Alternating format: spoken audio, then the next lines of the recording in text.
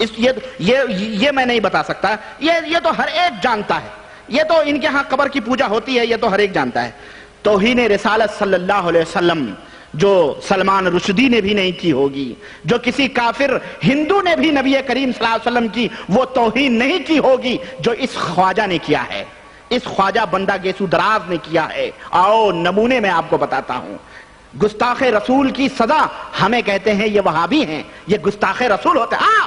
ظالم تو ہمیں گستاخ رسول کہتا ہے، تجھے غیرت نہیں آتی؟ بے غیرت، تیرا پیر قبر میں سویا ہوا تیری کتاب بولتی ہے، تو کس طرح کا بدبخت ہے، تو کس طرح کا نبی کا گستاخ ہے کہ سلمان رشدی، شیعہ رافضیوں نے بھی یا کسی کافر ہندو نے بھی وہ توہین نہیں کی ہے جس طرح سے اس تیرے گلبرگہ والے پیر نے کی ہے، اور تیرے تمام ولیوں نے کی ہے۔ تیرے تمام امام گستاخ ہیں، بدبخت ہیں۔ امت کے سامنے چولے پہن کے محبت رسول، عشق رسول، نعرے رسالت کے نعرے لگا کے امت کو گمراہ کرتے ہو۔ آؤ میں ان رازوں سے پردہ اٹھاتا ہوں اور میں تمہیں تمہارا حقیقی وہ بدبودار چہرہ دکھاتا ہوں جس کی آڑ میں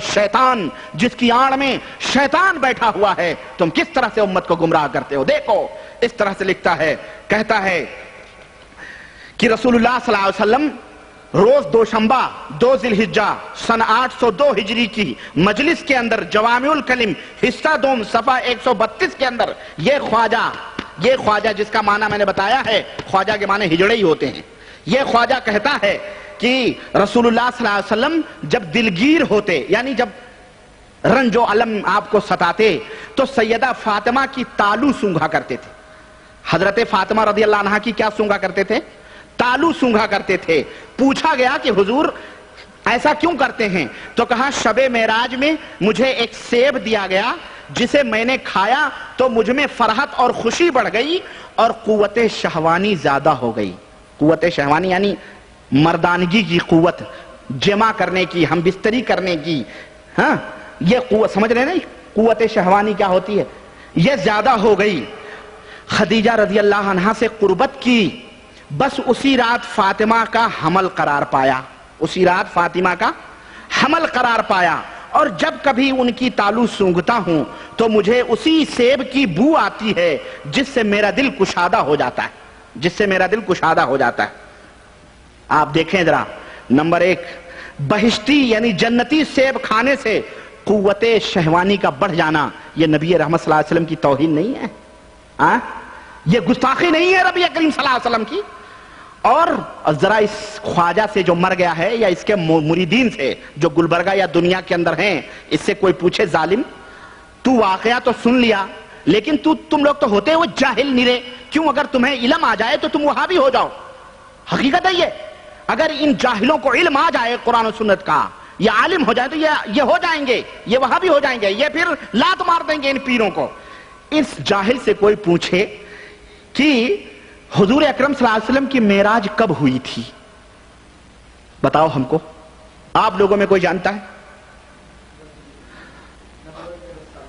نبی کریم صلی اللہ علیہ وسلم کی معراج کب ہوئی تھی؟ جی مکۃ المکرمہ میں ہوئی، لیکن کیا حالات تھے؟ ابو طالب کا انتقال ہو چکا تھا، مائی خدیجۃ الکبریٰ رضی اللہ تعالی عنہ وفات پا چکی تھی۔ وہ سال سیرت کی اور تاریخ کی روشنی میں وہ سال عام الحزن کا سال قرار پایا، یعنی وہ سال نبی کریم صلی اللہ علیہ وسلم کے حزن و ملال کا سال قرار پایا کہ پشت پہ جو ابو طالب چچا تھا، بڈھا، جو قوم کے سامنے ایک دیوار تھا، وہ بھی رخصت ہو گیا، اور گھر میں آ کر کے جو زخموں پہ پھائے رکھنے والی بیوی تھی خدیجۃ الکبریٰ، وہ بھی دنیا سے رخصت ہو گئیں۔ اور فاطمہ رضی اللہ تعالی عنہ کا حمل کب قرار پایا؟ سوچیں آپ ذرا، اس خباثت دیکھیں اس مردود کی۔ خدیجۃ الکبریٰ کی وفات کے بعد نبی کریم صلی اللہ علیہ وسلم کی معراج ہوتی ہے۔ نبوت ہجرت کے 3 سال پہلے، نبی کریم صلی اللہ علیہ وسلم کی معراج ہوتی ہے، اور واقعہ یہ بیان کر رہا، معراج کرنے گیا، سیب کھایا تو شہوت بڑھی تو خدیجہ سے ہم بستری کی۔ کہاں خدیجہ تھی جو حضور ہم بستری کرتے؟ تاریخ کے اندر آتا ہے کہ باپ نبی کریم جب مکے کی گلیوں میں زخمی ہو جاتے اور زخم کھا کے بے ہوش ہو جاتے تو لوگ آ کے کہتے، ننھی منی فاطمہ 5-4 سال کی تھی اس وقت، 4-5 سال کی تھی وہ، ان سے کہتا تیرا بابا سڑک کے اوپر پڑا بے ہوش پڑا ہے. وہ جاتی اور اپنے باپ کے زخموں سے دھول صاف کرتی, پانی سے اسے دھلتی اور کہتی اللہ میرے باپ کو لوگ اسی لیے مار رہے ہیں کہ میرا باپ یہ کہتا ہے کہ اللہ ایک ہے, اللہ کی صرف عبادت کرو اور کسی کی پوجا اور پرستش نہ کرو. اس وقت حضرت فاطمہ موجود تھی, حضور کی معراج ہوئی, حضرت فاطمہ موجود تھی. اور یہ مردود خواجہ کہتا ہے کہ جب معراج میں گئے, سیب کھائے, شہبت بڑھی, تب خدیجہ سے صحبت ہوئی تو حمل ٹھہرا, تو آج جب میں فاطمہ کے تلوے چومتا ہوں, سونگھتا ہوں, تو مجھے وہ خدیجہ یاد آتی ہے. نعوذ باللہ. دیکھ رہے ہیں آپ یہ کیا, اگر یہی واقعہ آپ سن لو تو ماشاءاللہ کتنی اچھی بات ہے, کتنی کرامت ہے. لیکن اگر تاریخ کا علم ہو آپ کو اور حقیقت کا پتہ ہو, سیرت کا, تو آپ جوتا نکال کے نہیں منہ پہ مارو گے ظالم. نبی کریم صلی اللہ علیہ وسلم کی معراج کب ہوئی, خدیجہ کہاں تھی, فاطمہ پیدا ہو چکی تھی, اور تو یہ بات یہ نبی کریم صلی اللہ علیہ وسلم کی طرف منسوب کر رہا ظالم.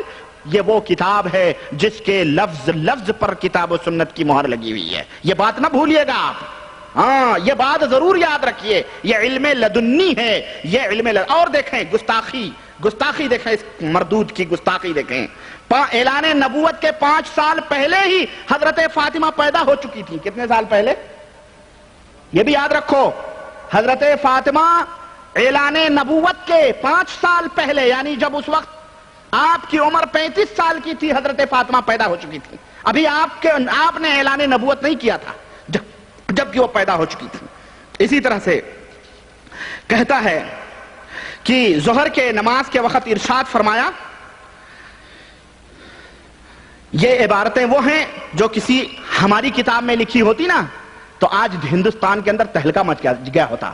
محمد بن عبد الوہاب رحمت اللہ علیہ, جنہوں نے اس مملکت سعودیہ کو کفر و شرک کی گندگیوں سے پاک کیا, اور آج اللہ کی برکھا ہو رہی ہے, آج رحمت نازل ہو رہی ہے, اور آج دنیا اس کی طرف توجہ سے دیکھ رہی ہے کہ اگر دنیا کے اندر کوئی امن و شانتی کا ملک ہے تو ایک مملکت سعودیہ عربیہ ہے, جو ایک پھول کی طرح خوشبو بکھیر رہا ہے پوری دنیا کے اندر.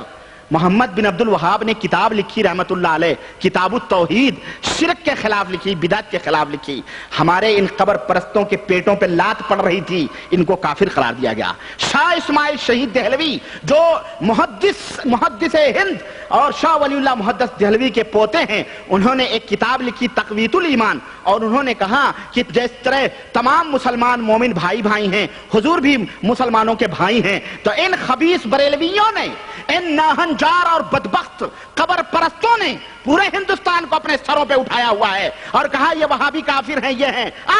دیکھ اپنے پیر کی بات, کیا کہہ رہا ہے تیرا پیر اپنی کتاب اس جوامع الکلم کے اندر, اور کس طرح کی گستاخی کر رہا ہے. اگر یہ عبارت کسی اور کی کتابوں میں ہوتی تو پتہ نہیں کیا, جبکہ وہ گستاخیاں ان کتابوں میں موجود بھی نہیں ہیں, اور تو آج ہمیں لان و تان کر رہا. مردود, دیکھ اپنا چہرہ دیکھ اس آئینے میں. یہ لکھتا ہے کہ ظہر کی نماز کے وقت ارشاد فرمایا, یہ خواجہ بندہ گیسو دراز گلبرگہ شریف والے نے, کہ محی الدین ابن عربی کہتے ہیں کہ ہو سکتا ہے کہ کسی ولی کا ایسا علم ہو جو نبی صلی اللہ علیہ وسلم کو بھی نہ ہو.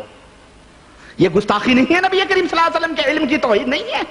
ولایت کو, ولی کو تو نبی سے آگے بڑھا رہا. مردود, تو کافر ہے. ہمارا یہ عقیدہ ہے کہ اللہ کے بعد اگر اس کائنات میں, دونوں جہان میں اگر کسی کا مقام اور مرتبہ ہے تو ہمارے آپ کے آخری نبی جناب محمد رسول اللہ صلی اللہ علیہ وسلم کا مقام اور مرتبہ ہے. اور یہ مردود کہہ رہا ہے کہ کسی ولی کو ایسا علم ہے جو نبی صلی اللہ علیہ وسلم, ایسا بھی ہو سکتا ہے کہ کسی نبی کو علم ایسا علم ہو جو نبی کو بھی نہ علم ہو. اور اسی بنا پر یہ کہتے ہیں کہ کسی ولی کو وہ علم ہوتا ہے جو نبی کو بھی نہیں ہوتا ہے. جوامع الکلم حصہ اول 150 اور اسی طرح سے 215. اسی طرح سے یہی گمراہ کن عقیدہ ہے جس میں نبوت کے اوپر ولایت کی برتری ثابت کی جاتی ہے.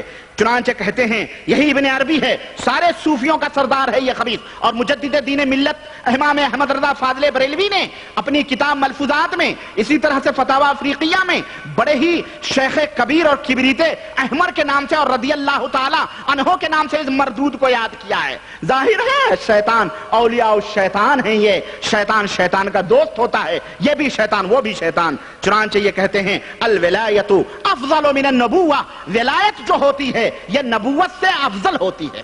نعوذ باللہ. مسلمانوں یہ کیا ہے؟ یہ اگر ان کے راز، اگر ان کی لنگی، اگر ان کے گند کوئی نہ دکھائے تو یہ اپنے آپ کو بہت بڑے ولی اللہ اور بہت بڑے سنی، اور اپنے آپ کو سنی کہتے ہیں، سنی پالے سنت والجماعت. یہ سنت، یہ منہ مسور کی دار ہے، گدھا چلا ہے گھوڑے کا روپ لینے. یہ کہہ رہے ہیں، سنو، کہہ رہا ہے یہی پیر کہہ رہا ہے کہ رسول اللہ صلی اللہ علیہ وسلم کی 9 بیویاں تھیں، ہر رات ایک بیوی سے 9 مرتبہ مقاربت فرماتے تھے. نعوذ باللہ. دیکھو اس خبیث کو، ہر رات میں ایک بیوی سے 9 مرتبہ صحبت کرتے تھے، یعنی 9 کو 9 میں ضرب دیں کتنا ہوتا ہے؟ 81 مرتبہ حضور صلی اللہ علیہ وسلم نعوذ باللہ یہ جو ہے ہر بیوی سے جمع کرتے تھے. دیکھ رہے ہیں آپ یہ خبیث کی یہ دسیسہ کاری. خواجہ بندہ گیسو دراز جس کی قبر کو تم چاٹتے ہو، جس کی قبر کی دھول اور خاک چاٹتے ہو، یہ رافضی اور شیعہ تھا، یہ گستاخ رسول اور کافر تھا. اس کی کتاب کے حوالے سے میں یہ بات کر رہا ہوں. اگر یہ اس کی کتاب ہے جوامع الکلم، اور یقیناً ہے، باقاعدہ حیدرآباد کے اندر، گلبرگہ کے اندر جب اس کتاب کے اوپر نقد چھپی تو پورے زلزلہ آ گیا، اور آج اس بیچارے کو جو خود جامعہ نظامیہ کا فارغ ہے اس کو کافر اور مرتد قرار دیا جاتا ہے. چنانچہ سنیں آپ، یہ بات نہ تو کسی روایت میں موجود ہے اور نہ ہی عقلاً یہ بات درست ہے. سمجھ میں آ رہی بات؟ اسی طرح سے یہ خبیث کیا کہتا ہے کہ دیکھیں نبی کریم صلی اللہ علیہ وسلم کی گستاخی کس انداز سے یہ رافضی شیعہ خواجہ بندہ گیسو دراز گلبرگہ والا کر رہا ہے. کہہ رہا ہے کہ ایک روز رسول اللہ صلی اللہ علیہ وسلم راستے سے گزر رہے تھے کہ بدبخت ابو جہل سے راستے میں ملاقات ہو گئی تو وہ دوڑا اور اس نے آپ کو چند دھکے دیے. رسول اللہ صلی اللہ علیہ وسلم منہ کے بل گر پڑے. اس نے طاقت قوت کے ساتھ چند لاتیں ماری اور چلا گیا. دیکھ رہے ہیں نبی کریم صلی اللہ علیہ وسلم کا ذکر کتنے اعلیٰ پیمانے پہ یہ عاشقان مصطفیٰ کر رہے ہیں کہ اس بدبخت نے کیا کری؟ چند لاتیں ماری اور چلا گیا. کس کافر کی یہ مجال تھی کہ پیغمبر اسلام صلی اللہ علیہ وسلم کو اس طرح سے لات مارے؟ یہ مردود کس طرح سے گستاخی کر رہا ہے ہمارے نبی کے ساتھ خبیث. جس کے جسم کے اوپر مکھیاں بھی نہ بیٹھیں اس کو ایک بدبخت ابو جہل کافر لات مارے. اس طرح کے بیانات یہ کمینہ اپنی کتابوں کے اندر دیکھتا ہے اور اپنے آپ کو بہت بڑا ولی اللہ. ہمارے ہندوستان کے لوگ اور یہ جو ہے پیر پجارے اور لوگوں کی جیبوں کے اوپر ڈاکے ڈالنے والے کر رہے ہیں. چنانچہ اور کہتا ہے اور بہت باتیں ہیں. یہ گستاخیاں، اگر ایسی گستاخی تو شاہ اسماعیل شہید دہلوی رحمت اللہ علیہ نے، ایسی گستاخی تو شاہ محمد بن عبد الوہاب رحمت اللہ علیہ نے اپنی کتابوں میں نہیں کی، صرف حدیث کے ترجمے کیے تو ان مردودوں نے انہیں کافر قرار دے دیا. اور یہ اپنے پیر کو جس نے اپنی کتاب جوامع الکلم کے اندر اس طرح سے گستاخانہ باتیں لکھی ہیں، اس کو کیا کہا جائے؟ اس کو کیا کہا جائے؟ مسلمانوں تم خود فیصلہ کرو. یہ تمہاری عدالت میں یہ فیصلہ ہے، تم خود فیصلہ کرو. اور پھر دیکھو، اور یہ چاول کا، یہ دیگ کا وہ ایک چاول ہے جو میں نمونے کے طور پر آپ کو دکھا رہا ہوں. اس طرح کی ہند و پاک کے اندر نہ جانے کتنے مزارات کے جو صوفیہ ہیں، انہوں نے اپنی اپنی کتابوں کے اندر جو گند پھیلائی ہیں. اللہ کی پناہ، اللہ کی پناہ، اللہ کی پناہ. چنانچہ اب کیا میں بتاؤں، یہ تو نبی کریم صلی اللہ علیہ وسلم کے تعلق سے یہ گستاخی رہی. اسی طرح سے حضرت داؤد علیہ السلام کے تعلق سے یہ کہتا ہے کہ چنانچہ روز دوشنبہ 14 رمضان سن 802 ہجری کی مجلس میں جوامع الکلم حصہ دوم 200